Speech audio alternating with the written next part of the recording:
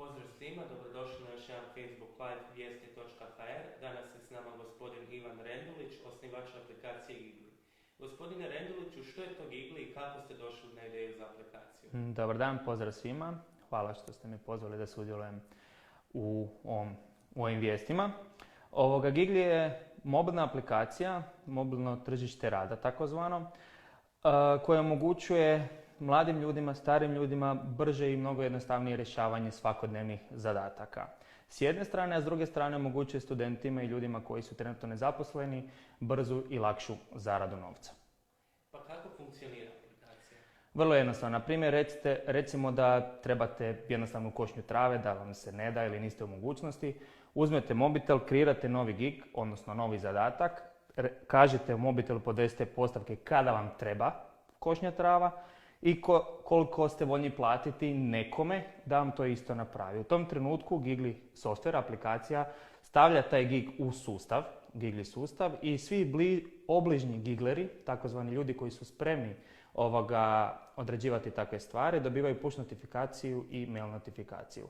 Onda oni pregledom vašeg giga objavljuju vama ponudu, novčanu ponudu za koliko su oni spremni to napraviti i vi dobivate notifikaciju da ste dobili nekolicinu ponuda.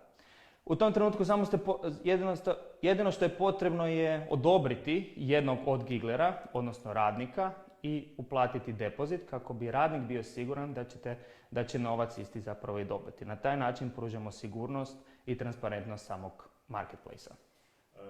Što se tiče, znači, spomenuo si karticu i same uplate. Je li to, možete samo reći kako to ljudima funkcionira? Je li to nešto slično kao što su PayPal i eBay? Vrlo slično zapravo. Jednako je sigurno kao PayPal, eBay, Amazon, Uber, obično kartično poslovanje koje je enkriptirano 256 bitnom zaštitom podataka i apsolutno nema straha o bilo kakvom krađi podataka ili identiteta. Evo, aplikacija je izašla na market tek prije par dana, pa koliko ih je do sada skinulo korisnika? Pa s obzirom da smo imali javno predstavljanje na Bug Idea Knockout festivalu, u prošli četvrtak, u ovih par dana i preko vikenda malo manje od 1000 ljudi je već skinulo aplikaciju Gigli. Evo, završili ste fakultet elektrotehnike i računarstva. Koliko vam je znanje stečeno na fakultetu pomoglo u razvoju aplikacije? Pa s obzirom da sam prve 3 godine studirao opći smjer na elektrotehnici i računarstvu, tu sam se dotakao i susreo sa osnovnim načinom programiranja, a kasnije sam upisao elektroenergetiku. Znanje o vođenju projektima i sličnim stvarima mnogo je pomoglo, organizaciji samog poslovanja, dok samo programersko znanje čisto u nekom razumijevanju koda, s obzirom da nisam ja programirao, već naši developeri. Samo programiranje, možeš li ga približiti ljudima? Je li to nešto što je ovako može biti zabavno? Da, zamislite, imate samo neku ideju u glavi, neko znanje koje stečete ili se sami naučite putem interneta, YouTubea, Googlea ili ga steknete na fakultetima, srednjoj školi ili osnovnoj. I svaku vašu ideju zapravo možete pretvoriti u stvarnost, u neki proizvod koji je na kraju krajeva onda dostupan široj masi, kao na primjer Gigli. A reci mi, što se tiče samoga Giglija, spomenuo si to pranje auta i situacije. Kako si ti zapravo došao na tu ideju o samom Gigliju? Pa evo, prije 1,5 dana, koliko već razvijamo Gigli, morao sam opet kositi travu doma, a baš mi to više nije omiljena aktivnost i poprilično sam lijen po tom pitanju. Pa jednostavno mi je sinulo koseći tu istu travu, jer braća nisu bili doma, kako bi bilo dobro da zapravo postoji neka aplikacija gdje bi ja nekome drugome mogao zadati taj zadatak za određenu novčanu svotu. I kako sam išao istraživati malo tržište, vidio sam da u Republici Hrvatskoj i u Europi ne postoji nešto slično, pa sam se odlučio napraviti isto. A reci mi, možeš nam reći jesi vidio neki najčudniji zadatak do sada na Gigliju da je neko nekome dao? Pa, bilo je tu od košnje trave, pranja automobila, profesionalnih fotografija, odi mi u dućan, bilo je mamuran sam, trebaju mi tablete, odi i slične stvari, tako bilo je svega. Znači, u principu, ljenost može biti korisna u smislu da neko može i monetizirati. Tako je. Super. Evo, kao mladi poduzetnik, mislite li da je u Hrvatskoj razvijena start-up kultura i što po vama čini dobrog poduzetnika?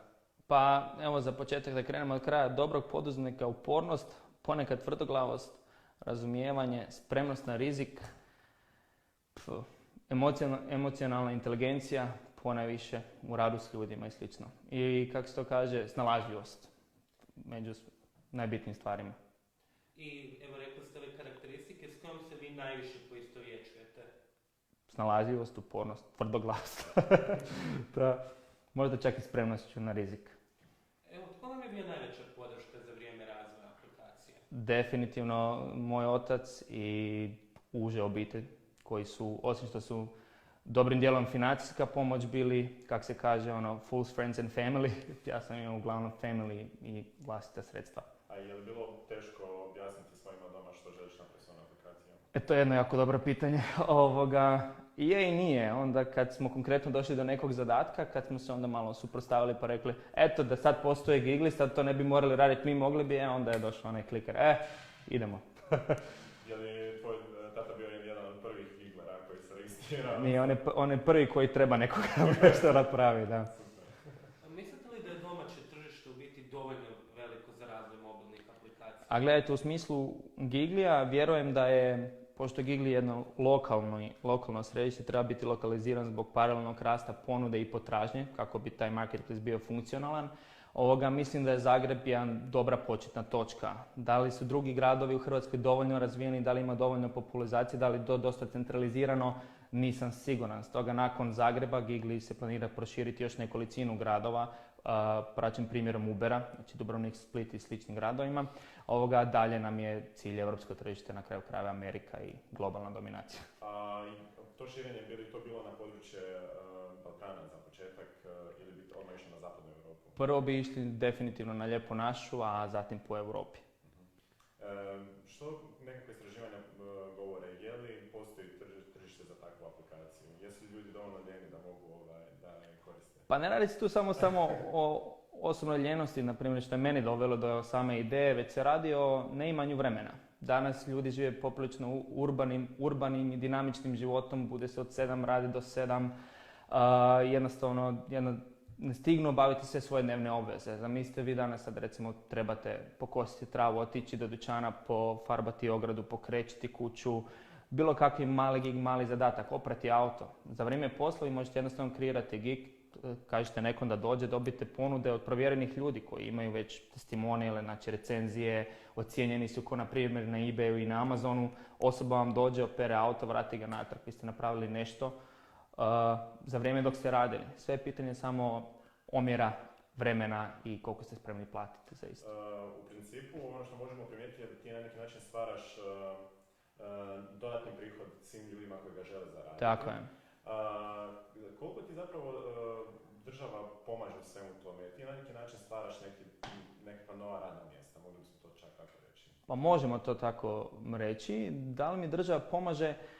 Ako mislite u smislu Gigli kao korporacija, kao tvrtka nije osnovana u Republici Hrvatskoj, s obzirom da Republika Hrvatska ne poznaje neke zakone koji bi nam omogućavali na taj način jednostavno i transparentno tržište rada na ovaj način. Stoga smo se mi uputili prema zapadu, prema Sjedinjenim Američkim Državama i otvorili smo Gigli u Americi, u Delawareu. U principu onda hoćeš reći da ti Hrvatska baš nije bila prijatelj u osnivanju same aplikacije, odnosno stvaranje uvjeta? Pa zakon u Republici Hrvatskoj, na primjer, da bi ovako tržište rada postalo kao takvo, da bi mogli U Hrvatskoj postoji zakon gdje pravne osobe ne mogu isplatiti zaposlenici novci bez davanja Republici plaćanje poreza, prireza i ostalih davanja koji su nužni da bi zaposlenik bio. Znači ne postoji nešto što se u Americi zove 1099, 1099.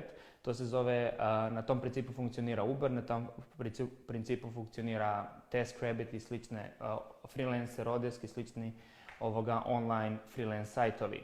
Gdje vi možete isplatiti osobu i prikazati to porezno i s time da ne davate davanja državi, znači to su takozvani freelanceri. U Hrvatskoj takav zakon, Hrvatska ne poznaje takve zakone.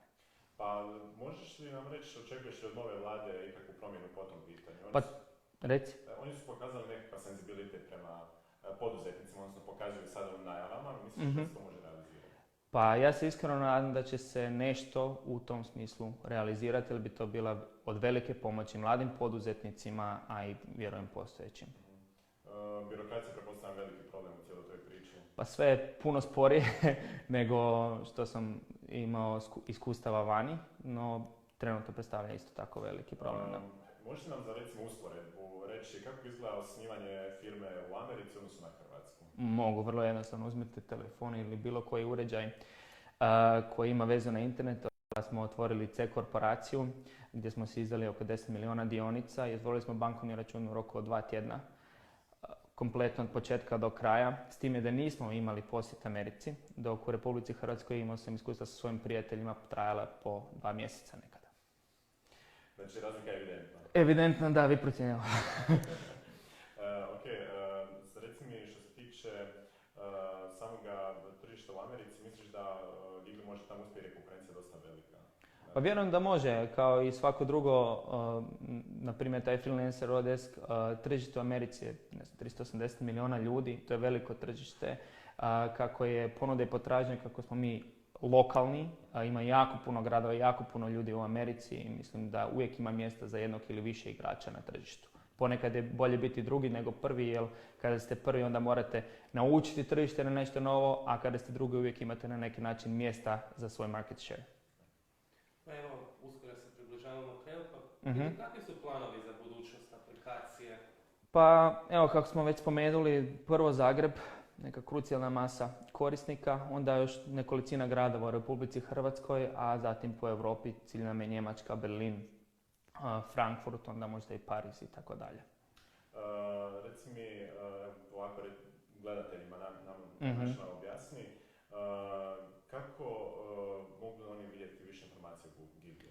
Pa evo, pripremio sam, možete posjetiti na www.gigley.hr, tamo to je naša web stranica, ili možete skinuti aplikaciju na iOS-u i na Google Store-u, Play Store-u, ukucajući GIGLEY, preuzmite aplikaciju i to je to. Nadam se da će vam biti dovoljno intuitivno i jasno. Ako ne imate pomoć unutra, slobodno nas kontaktirajte na support@gigley.com i mi ćemo vam biti tu spremni za pomoć. I reci mi samo još za kraj, tko je zapravo najbolji kandidat za budućeg Giglera?